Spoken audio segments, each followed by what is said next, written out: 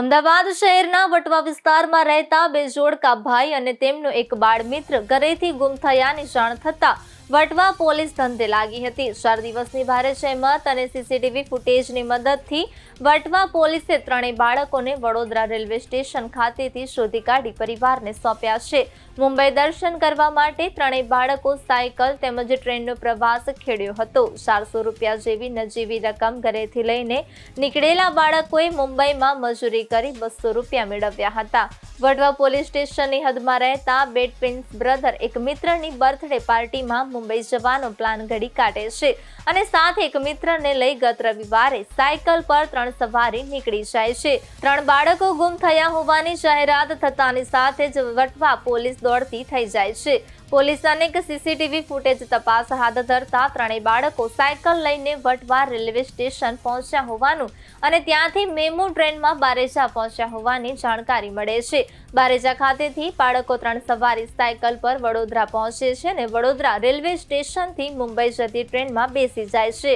વટવા પોલીસે હાથ ધરેલી તપાસ દરમિયાન ગત 4 અને 5 જૂનની રાત્રે ત્રણેય બાળકો વડોદરા રેલવે સ્ટેશન ખાતે સૂતેલી હાલતમાં મળી આવતા પોલીસ હાશકારો અનુભવે છે। વટવા પોલીસ વિસ્તારમાં રહેતા બે કિશોરો જેમની ઉંમર 12 વર્ષ અને 1 મહિનો છે તથા તેમનો એક મિત્ર જે 18 વર્ષનો છે। આ ત્રણેય બાળકો એમના એક મિત્રના બર્થડેમાં 29 તારીખે ભેગા થયેલા અને તેઓએ અંદર નક્કી કરેલ કે આપણે બધા મુંબઈ ફરવા જઈશું અને 31 તારીખે આ ત્રણેય બાળકો પોતાના ઘરે કીધા વગર નીકળી જાય છે અને જે આધારે તેમના પિતાશ્રી વટવા પોલીસ સ્ટેશન ખાતે ફરિયાદ આપતા પ્રથમ અપહરણનો ગુનો દાખલ કરવામાં આવે છે। જે બાબતે વટવા પોલીસ સ્ટેશને ત્વરિત કાર્યવાહી કરી અને સીસીટીવી ચેક કરતા અરાઉન્ડ 400 થી વધારે સીસીટીવી કેમેરા ચેક કરેલા, જેની શરૂઆત વટવા પોલીસ સ્ટેશન વિસ્તારથી થઈ। આ લોકો વટવા રેલવે સ્ટેશનમાં મેમુ ગાડીમાં બેસતા દેખાય છે અને બારેજા ઉતરે છે તેવું સીસીટીવીના આધારે ખબર પડતા ટીમ તાત્કાલિક બારેજા જઈ અને ત્યાંથી તેઓ જે રૂટ ઉપર સાયકલથી તેઓ જોડે એક સાયકલ હતી, સાયકલ ઉપર તે બારેજાથી વડોદરા જાય છે અને વડોદરાના કેમેરા ચેક કરતા તે લોકો બોમ્બેની એક ટ્રેનમાં બેસે છે। જે આધારે પોલીસની ટીમ બોમ્બે પહોંચતા ત્યાં સીસીટીવી તપાસ કરતા લોકો પરત બોમ્બેથી વડોદરાની ટ્રેનમાં બેસે છે અને એ સીસીટીવી બોમ્બે વડોદરા રેલવે સ્ટેશનના પરત ચેક કરતા એ લોકો પ્લેટફોર્મ પર સૂતેલી હાલતમાં મળી આવતા પોલીસ તેમને શોધી કાઢી અને પરત તેમને અત્યારે પોલીસ સ્ટેશન લાવી અને તેઓના નિવેદન નોંધીને તેઓના માતા પિતાને સોંપેલ છે। કેમ ગયા હતા, કેટલા દિવસે લોકો ફર્યા, એ લોકો પૈસા ક્યાંથી લાવ્યા, શું કર્યું?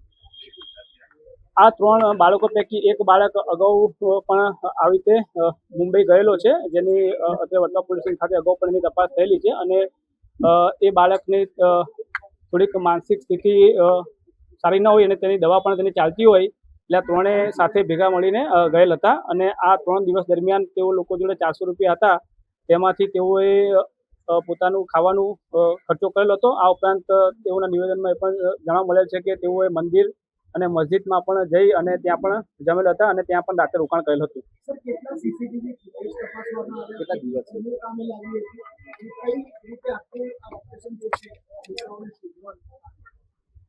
31 તારીખે જ્યારે પોલીસને પહેલી વાર આની જાણ થઈ ત્યારથી જ આપણી ટીમ લાગી ગયેલી અને અરાઉન્ડ અમદાવાદ, વડોદરા, બારેજા અને મુંબઈના મળી ટોટલ 400 થી વધુ સીસીટીવી કેમેરા પોલીસે ચેક કરેલા અને સીસીટીવી કેમેરાના આધારે જ આ લોકોને શોધી કાઢેલ છે। કે મજૂરી કામ પણ કરી હતી? ત્યાં જે આ 3 છોકરા છે એ પૈકી જે 18 વર્ષનો છોકરો છે એને ત્યાં 4-5 કલાક એક જગ્યાએ કામ કરેલું। અહીંયા પણ એ એક ભંગારની દુકાનમાં કામ કરતો હતો તો ત્યાં એને કામ કરેલું અને ત્યાં એને કંઈક 200 રૂપિયા જેવી મજૂરી મળી હતી તેવું એને પ્રાથમિક જણાવે છે અને તેનો પણ ખર્ચો તે લોકોએ જમવામાં અને આવવા જવા માટે કરેલો। મુંબઈમાં ક્યાં ફર્યા? મુંબઈમાં એ લોકો જે મુંબઈની 3-4 જગ્યા છે, ચોપાટી ગયેલા અને બીજી 1-2 જગ્યાએ ગયેલા અને ત્યાંથી પછી તેઓ પરત આવેલા।